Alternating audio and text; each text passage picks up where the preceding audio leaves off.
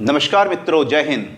मैं एक बार फिर आप सब लोगों के सामने एक वीडियो फिर लेकर आया हूं साइंस की, जिसका टाइटल है गति और उसके प्रकार, मोशन एंड इट्स टाइप। तो सबसे पहले तो हम बात करेंगे गति कि गति होता क्या है। तो गति, जिसको हम अंग्रेजी में मोशन बोलते हैं, गति या मोशन।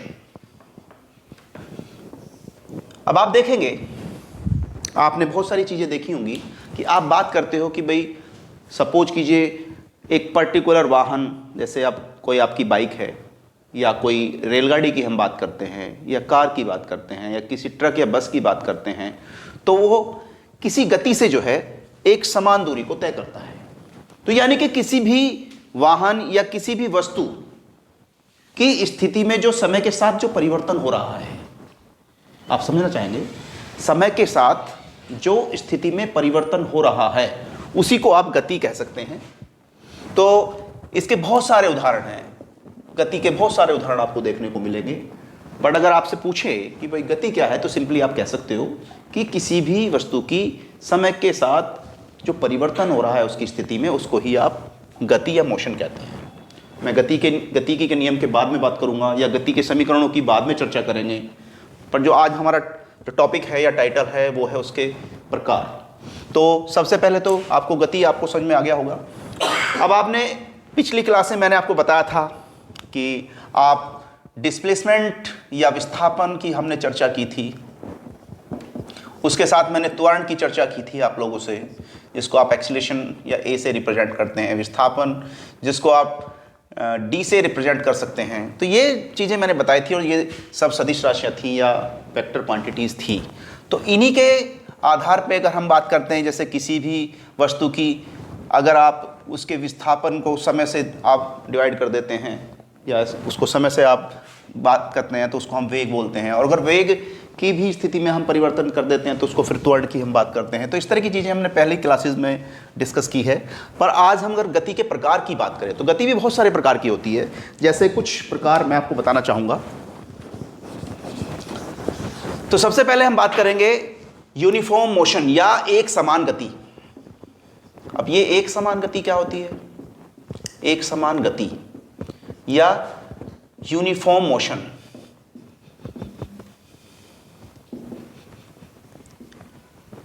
यानी कि एक सपोज कीजिए कोई ऑब्जेक्ट आपका ए से बी तक जा रहा है और एक निश्चित समयांतराल में निश्चित दूरी को तय कर रहा है या निश्चित विस्थापन को तय कर रहा है। तो ये जो इसका जो मोशन हुआ, इसी मोशन को आप यूनिफॉर्म मोशन कह सकते हैं। यानी कि उसके कोई परिवर्तन नहीं होगा, उसकी गति में कोई परिवर्तन नहीं हुआ। तो आप कह सकते हैं कि अगर निश्चित समय में निश्चित दूरी को तय कर रहा है और वो सीधी एक, आप कह सकते हो कि पर्टिकुलर ए से बी जाने में उसने कोई जो समय का जो अंतराल है वो यूनिफॉर्म है, तो इस तरह की गति को हम एक समान गति या यूनिफॉर्म मोशन कह सकते हैं। या फिर अगर आप बात करें, इसको छोटे छोटे पार्ट्स में हम डिवाइड करें, छोटे छोटे पार्ट्स में डिवाइड करें, और ये आपकी दूरी है, ये फिर दूरी सेम है, ये दूरी सेम है, ये दूरी सेम है।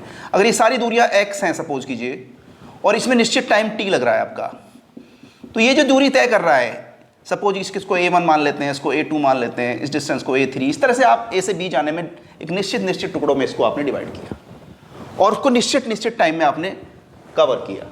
तो ये जो गति हुई, इस तरह की गति को ही आप यूनिफॉर्म मोशन या एक समान गति कह सकते हैं। दूसरा, अगर हम बात करें सरल रेखीय गति, सरल रेखीय गति या जिसको अंग्रेजी में हम स्ट्रेट लाइन मोशन कह सकते हैं, स्ट्रेट लाइन मोशन। यानी कि अगर आप एक लीनियर यानी कि एक लाइन में ही, एक रेखा के अंदर सीधे आप ए से बी तक जा रहे हैं, समयांतराल को हम चर्चा नहीं कर रहे हैं, हम बात कर रहे हैं कि सीधी एक लाइन में ही अगर आप किसी गति से जा रहे हो या किसी आपने यहाँ से यहाँ तक की दूरी एक निश्चित समय में तय की, इसी को बोलेंगे आप सरल रेखीय या स्ट्रेट लाइन मोशन। इसके बाद अगर मैं बात करूँ सर्कुलर मोशन या आपकी वृत्तीय गति की, जो वृत्तीय गति है या सर्कुलर मोशन बोलते हैं इसको अंग्रेजी में आप, तो सर्कुलर क्या है आप समझ सकते हैं।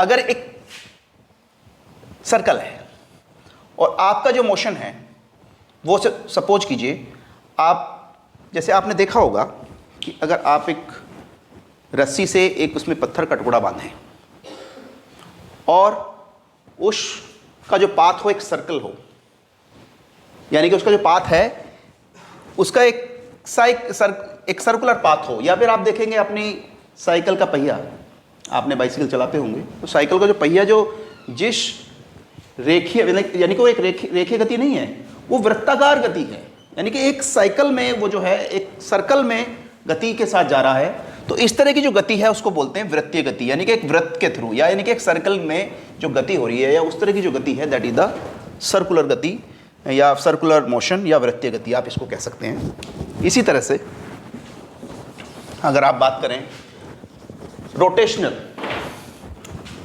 या घूर्णन गति, आपने नाम सुना होगा घूर्णन गति। आपने लोगों ने बचपन में लट्टू चलाया होगा, सभी ने लट्टू तो आप लोगों ने चलाया ना। तो अगर हम लट्टू की बात करें, या कोन होता है इस तरह से, देखा होगा आपने, कुछ इस तरह से होता है कोन, ऐसे, और इसके ऊपर हम रस्सी को रैप करते हैं और ये इसका एक अक्ष है या एक्सिस बोलते हैं इसको। तो ये जो इसकी गति हो रही है, देखो आप इसकी शेप अलग अलग हो सकती है, नीचे आपका जो एक पॉइंट पे है, ऊपर आपका जो है एक सर्कल हो गया। तो अब अगर जब इसको आप घुमाएंगे तो जो सरफेस पे घूमेगा इस तरह से, तो ये जो इसका मोशन हुआ इसी को बोलते हैं आप रोटेशन। या जैसे सूर्य जो है, सूर्य का पृथ्वी चक्कर लगाती है, तो ये जो मोशन है वो भी मोशन आपका, इस तरह के मोशन को भी आप रोटेशन कह सकते हो। यानी कि अब पृथ्वी जो है एक तरह से जो चक्कर सूर्य का लगा रही है वो तो हो गया उसका, यानी कि सर्कुलर मोशन। अगर सपोज कीजिए वो अपने एक्स पे घूम रही है तो वो हो गया उसका रोटेशन। तो इस तरह से हम इसको डिफाइन कर सकते हैं। तो ये आपका एक समान गति, सरल रेखीय गति, वृत्तीय गति, घूर्णन गति, आपको साथ उदाहरण के साथ मैंने समझाया, आपको समझ में आया होगा। इसके अलावा कुछ और उदाहरण भी आपको देखने को मिलेंगे, जैसे ऑस्किलेटिंग मोशन या दोलनी गति बोलते हैं इसको हिंदी में हम, दोलनी या कांपनिक, कंपनिक मतलब कंपन के साथ, या अंग्रेजी में बोलेंगे ऑस्किलेटिंग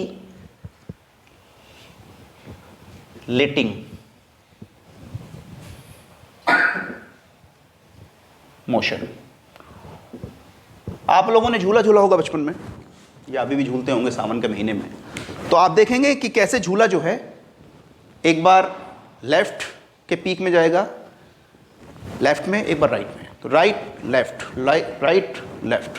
तो ये जो उसका जो मोशन हो रहा है, यानी कि सपोज कीजिए आपने आपके घरों में अगर कुछ इस तरह की घड़ी लगी होगी जिसमें उसकी जो सुई है वो एक बार ऊपर एक बार नीचे जाती है, जब आप उसमें 11-12 इस तरह के जो टाइम होते हैं, तो ये जो कंपन हो रहा है उसमें, या जो झूला जो कंपन कर रहा है एक तरफ राइट एक तरफ लेफ्ट, तो उसका जो सेंटर से जो पाथ है, यानी कि आप ऐसे देखेंगे, सपोज कीजिए झूला है आपका, यानी कि ये आपका इस तरह से सुई है और एक तरफ ऐसे गई एक तरफ ऐसे गई, तो ये जो इसने पाथ फॉलो किया, एक बार राइट एक बार लेफ्ट, इसी को बोल सकते हो आप दोलनी या कांपनिक, या अंग्रेजी में बोलेंगे ऑस्किलेटिंग मोशन। शायद आपको ये भी समझ में आ गया होगा। उसके बाद प्रोजेक्टाइल या प्रक्षेप पे बोलते हैं, एक गति होती है प्रक्षेप पे। आप लोगों ने देखा होगा युद्ध के टाइम में, आजकल आप देख रहे होंगे इजराइल और हमास के बीच युद्ध छिड़ा हुआ है, और हमास ने पहले बमबारी की, उसके बाद अब इजराइल ने बमबारी स्टार्ट की है। तो हवाई जहाज़ से या हम एरोप्लेन से या जो आपके एयरक्राफ्ट्स हैं उससे जब आप बमबारी करते हो तो उसकी जो मोशन होता है, उसका जो गति होती है, ना तो वो यूनिफॉर्म होती है ना वो सर्कुलर होती है, उस गति का जो प्रकार है उसे ही प्रोजेक्टाइल बोलते हैं। या आपने धनुष बाण, यानी कि आपने धनुष से बाण चलाया होगा, बचपन में आपने खेला होगा, तो ये जो गति है वो गति कुछ इस तरह से होती है, देखेंगे आप। तो ये जो एक डायरेक्शन है, ये जो एक डायरेक्शन हो गई, ये जो पाथ जो फॉलो किया, और इसमें जो गति है उस गति को बोलेंगे प्रोजेक्टाइल या प्रक्षेप पे, मतलब हिंदी में इसको प्रक्षेप पे बोलते हैं, अगर हिंदी के छात्र हैं और अगर अंग्रेजी के छात्र हैं तो प्रोजेक्टिक या क्योंकि प्रोजेक्टाइल हो रहा है ना इसके अंदर, तो जो प्रोजेक्टिक मोशन। तो आप लोगों का ये प्रश्न इस तरह के आपकी विविध जो परीक्षाएं हैं, आपकी कॉम्पिटिटिव एग्जाम्स जो आप दे रहे हैं या आने वाली जो भर्तियां हैं, चाहे वो दिल्ली पुलिस की हो, चाहे उत्तर प्रदेश पुलिस सेवा की बात करें, चाहे रेलवे की बात करें, चाहे हम एसएससी की बात करें, इन विभिन्न परीक्षाओं में इस तरह के क्वेश्चन आपसे पूछे जा सकते हैं कि भाई उसका उदाहरण, ये उदाहरण किस गति का है। तो ये आप समझ सकते हो कि प्रक्षेप्य जो है, यानी कि आपने इस तरह के जो उदाहरण आपको देखने को मिलेंगे, बमबारी की बात करें या धनुष से बाण की बात करें, ये सब कौन सी गति का प्रकार है? ये है प्रक्षेप्य। इसके अलावा एक और हो सकता है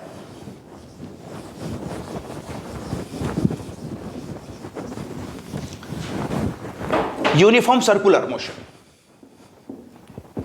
यूनिफॉर्म सर्कुलर, या फिर इसको भी हम जो है एक समान वृत्तीय गति कह सकते हैं अंग्रेजी में।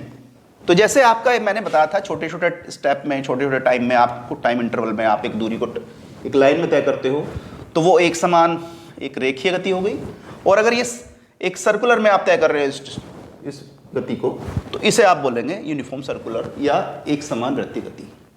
रैंडम भी हो सकती है या नॉन यूनिफॉर्म भी कह सकते हैं। जैसे मक्खी, जैसे मक्खी को देखा होगा आपने, मक्खी कैसे होती है? मक्खी एक बार सपोज कीजिए यहाँ से आपने, उसने जो एक बार यहाँ पे बैठी हुई है, दूसरी बात क्या हुआ, वो जाके यहाँ पर बैठ गई, तीसरी बार यहाँ पे आ गई, चौथी बार यहाँ पे चली गई। तो ये जो इसकी आप देखेंगे डायरेक्शंस देखेंगे ऐसे ऐसे, तो ये कोई यूनिफॉर्म तो है नहीं, ना ही एक रेखा में है, ना ही सर्कुलर है, ना ही प्रोजेक्टिक है।